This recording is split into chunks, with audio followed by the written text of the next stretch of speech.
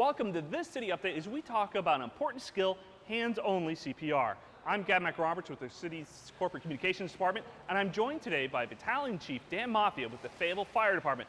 Now, Dan, I know a couple of years ago they changed the recommendations. You know, back when I was a kid, they taught us when you do CPR, it's hands, chest compressions, and then also rescue breaths. But the recommendations changed. Can you tell me a little bit about why they changed and why they wanted to go this route? Thanks, Gavin. Yeah, several years ago, the American Heart Association recommended that for the lay rescuer, that we do hands-only CPR, no rescue breathing. The reason for that, this is long before COVID came into play.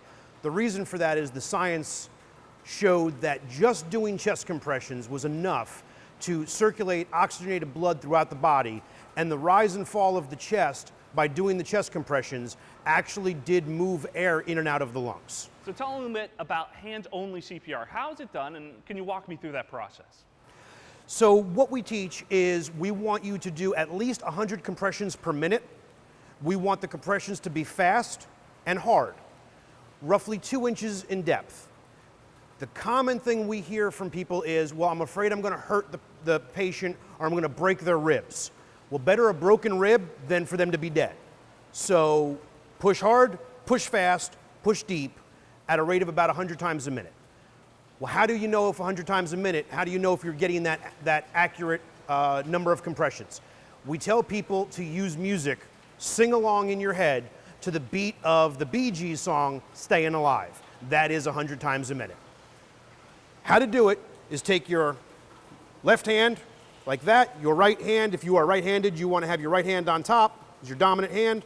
You want to interlock your fingers, put the palm of your hand in the middle of their chest, and begin doing compressions, roughly 2 inches deep and 100 times per minute. Keep your elbows locked, arms straight, back straight.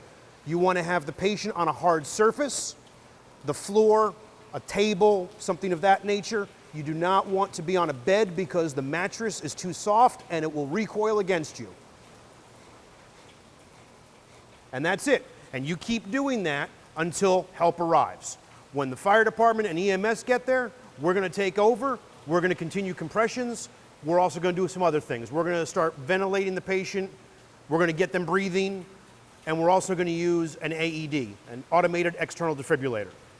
The best way to survive sudden cardiac arrest is early access to 911, early CPR, and early access to an AED. Which is why we teach the citizens, if you know how to do compressions, get somebody else to call for help, and you start doing compressions on the patient. Call 911, do compressions, wait for help to arrive, and then we'll take over from there.